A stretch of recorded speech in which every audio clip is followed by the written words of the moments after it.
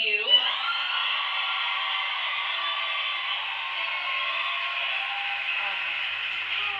And I explained to them when you walked away that this was a last-minute thing. We had no intention. I had a monologue planned, and it was really funny, you guys.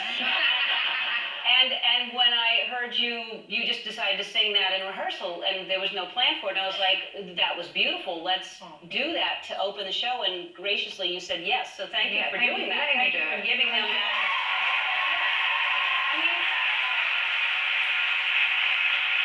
And I said that's got to feel good because it's the first time you sang it since you sang it at the Grammys. Yeah.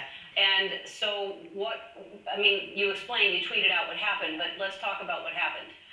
Sound check was great, went really well, I was really excited, and then during the changeover in the ad break, the microphones fell onto the piano strings, which is what the guitar noise was. Some people thought it was Bieber rehearsing, but it wasn't him.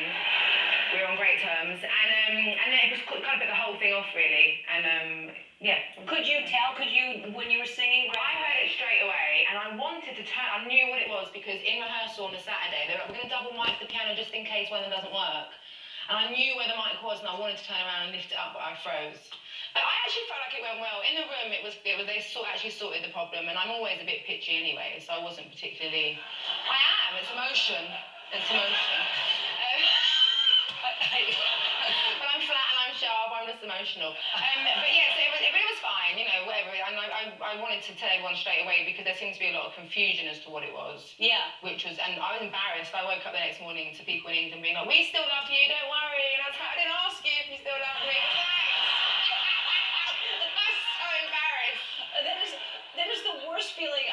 When you're already going through questioning what happened, and then people start trying to make you feel better, and it only makes you feel worse. It only makes you feel worse. Yeah. Did you feel bad the next day? I cried pretty much all day yesterday. Wow. So obviously you cried to your own song. But the thing is, in fairness, I would have cried if it went really well as well. If it had been like a standout performance, I would have cried as well. Oh, I always cry. See, well.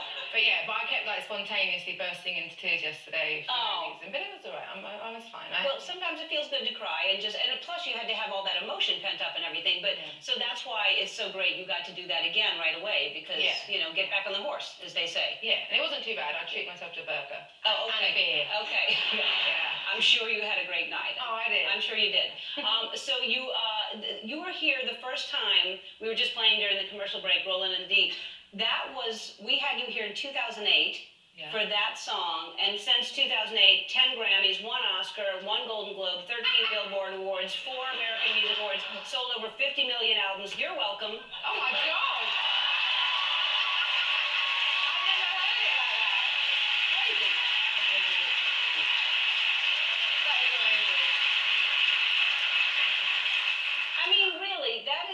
To accomplish in such a short amount of time. Yeah.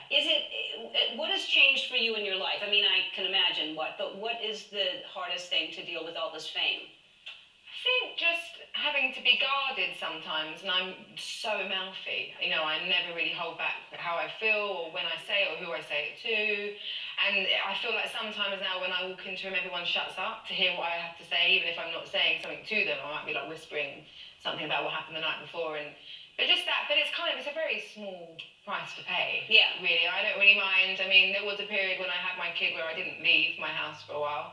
And then I asked a fellow musician, he sort of said, "How are you feeling? You're not becoming a recluse, are you?" And I was like, "No, but maybe." He's like, "If you're going to become a recluse, you need a big enough house to be a recluse in." And that was when I was like, "No way, I'm not." And then I'm out. I was fine after that. Because you didn't want to buy a bigger house. No, but also I didn't want that mentality. Yeah. It's not my thing. Of course. And then that kid is growing up like the movie Room. That's not fair. Yeah. Exactly.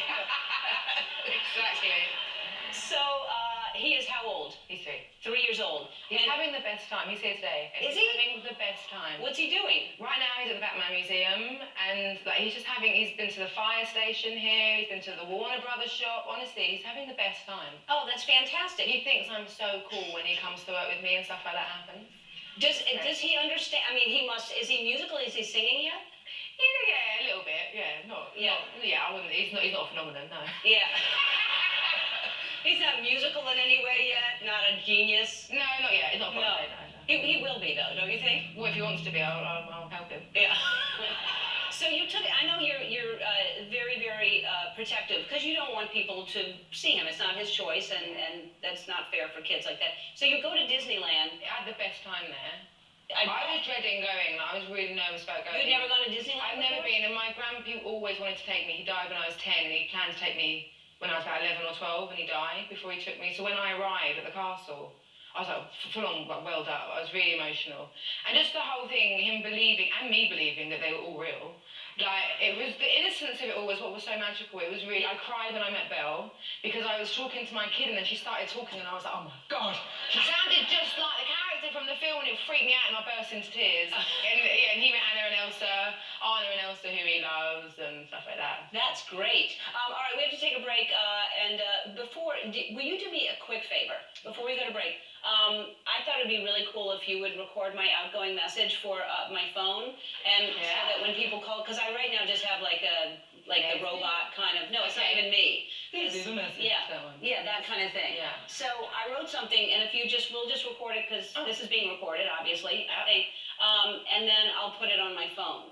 Okay. Would you do that for me? Want to say it? Yeah. Hello, it's me. I was wondering if after all these years you'd leave a message at the beep. Hello, can you hear me? I'm in California dreaming about the message that you'll leave. Hello, from Ellen.